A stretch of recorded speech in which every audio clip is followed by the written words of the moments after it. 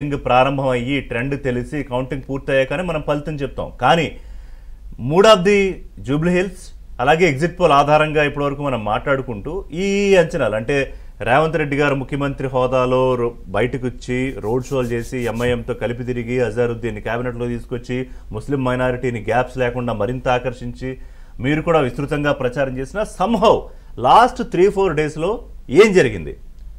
ఎందుకంటే ఇంకోటి ఆ వేళ పోలింగ్ జరుగుతున్న రోజు 2:30-3 ఆ ప్రాంతానికి మాగంటి సునీత గారు ప్రెస్ మీట్ పెట్టి మాట్లాడడం, ఇవన్నీ కూడా మీరేదో ముందే ఈ ఫలితాన్ని ఏదో మీరు ఒప్పేసుకుంటున్నట్టు అట్లాంటి ఒక మూడ్ క్రియేట్ చేయలేదా? మొట్టమొదట ఏబిఎన్ వీక్షకులకు మీకు అక్కడ ఉన్నటువంటి పెద్దలందరూ కూడా నమస్తే. నమస్కారం. మీరు అడిగిన ప్రశ్నలకు వెళ్లే ముందు మా రామ్మోహన్ గారు ఒక మాట మాట్లాడింది. అది మాట్లాడకుంటే బాగుండేది. ఎందుకంటే బీఆర్ఎస్ అయిపోయింది, చావో రేవో ఈ ఫలితంతో ఇంకా ఈ పార్టీ లేకుండా పోతుంది అనేది మాట్లాడండి. మనం కాంగ్రెస్ పార్టీ గతంలో చూసుకుంటే 6 ఎమ్మెల్యేలు మిగిలిన కాంగ్రెస్ పార్టీ అసలు కర్ణాటకలో గెలిచిన తర్వాత కదా కాంగ్రెస్ పార్టీకి తెలంగాణలో ఊపు వచ్చింది. అది చివరికి 6 నెలల ముందు అసలు కాంగ్రెస్ పార్టీకి సమావేశం పెడితే గాంధీ భవన్ లో 100 మంది కూడా వచ్చేటోళ్ళు గారు. అనూహ్యంగా పార్టీ సరే బీఆర్ఎస్ వ్యతిరేకతన లేకపోతే 10 ఏళ్ల బీఆర్ఎస్ పాలన ఇంకా వద్దు, అసలు ఈసారి ఆల్టర్నేట్ వెతుక్కోవాలి అనేటువంటి ఆలోచనలతోని మా మీదున్న కోపంతో కాంగ్రెస్ కు ఓటేసినటువంటి సందర్భం, కాంగ్రెస్ గెలుపు దిశగా వెళ్ళినటువంటి పరిస్థితి ఉండే. అంటే నేను అనేది ఏంటంటే ఒక సీటు, ఈ సీటు గెలవలేదు, ఇంకా కాంగ్రెస్ పార్టీ గెలవలేదు. ఎగ్జిట్ పోల్స్ ఎగ్జాక్ట్ పోల్స్ అవుతాయి అనేటువంటిది తలకిందులైన సందర్భాలు కూడా చాలా ఉన్నాయి. ఇప్పుడు అందసత్యం గారి వ్యాఖ్యలతోని నేను పూర్తి స్థాయిలో ఏకీభవిస్తా. ఎందుకంటే ఈ రోజు నేను ఈ చర్చలకు పోను, కాంగ్రెస్ అభివృద్ధి బీఆర్ఎస్ అభివృద్ధి ఇదంతా కాదు. మన only will confine Jubilee hills ఎవరు విన్ ఎట్లా అవుతారనే దాని మీద కొంచెం మాట్లాడే ప్రయత్నం చేద్దాము.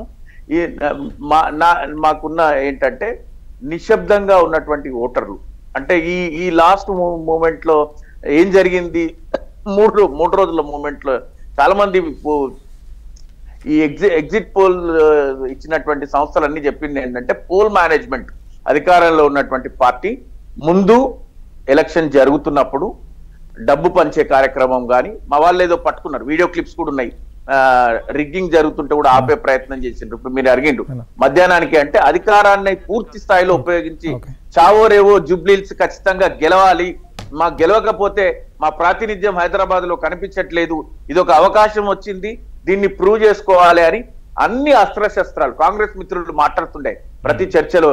ఎన్నిక ప్రచార సరళి ప్రచారం మొదలైన నాటి నుంచి మాదేవం మఠం కాదు, మేము కూడా రాజకీయ పార్టీనే అని వాళ్ళకు ఒక ప్రభుత్వానికి ఒక ప్రత్యేక ఇంటెలిజెన్స్ ఉంటది.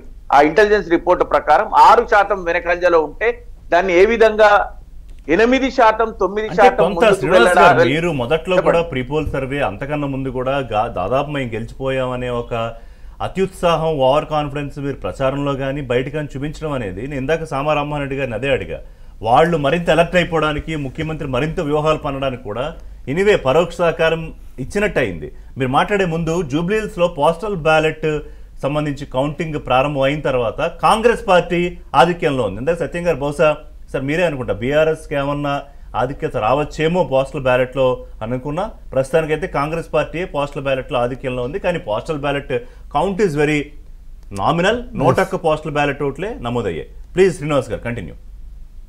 అయితే వాళ్ళు ప్రచారంలో దాన్ని అంటే ఏ విధంగా వాళ్ళకున్న ఇంటెలిజెన్స్ రిపోర్ట్ తోని వాళ్ళు డే టు డే వాళ్ళు హార్డ్ వర్క్ చేసిండ్రు. మీరు అన్నదాంతో నేను అంటే మాకు పూర్తి స్థాయి సంపూర్ణ ఆత్మవిశ్వాసం ఉండే, డెఫినెట్ గా మనం జూబ్లీ హిల్స్ గెలుస్తాము అనేటువంటిది ఇప్పటికీ ఉంది. ఇంకా ఇప్పుడు రిజల్ట్ రాలేదు కాబట్టి పూర్తి స్థాయిలో టెక్నికల్ గా డిక్లేర్ అయ్యేంత వరకు మనం ఆశాభావంతోనే ఉన్నాము. అదేం అందులో ఎట్లాంటి సందేహం లేదు. వాళ్ళు ఏమంటే వాళ్ళకు ఉన్నటువంటి ప్రభుత్వం దగ్గర ఉన్నటువంటి 3% ఓట్లు తీసేయడము, 3% ఓట్లు కలిపేసుకోవడము, 6%, ఆ తర్వాత ఎంఐఎం తోని మాట్లాడిపియడము, లేకపోతే ముఖ్యమంత్రి గారే స్వయాన రంగంలోకి దిగడము, ఆ మాట్లాడినటువంటి తీరు కానీ తూలనాడడం కానీ లేకపోతే వారు సరే it is part of the game.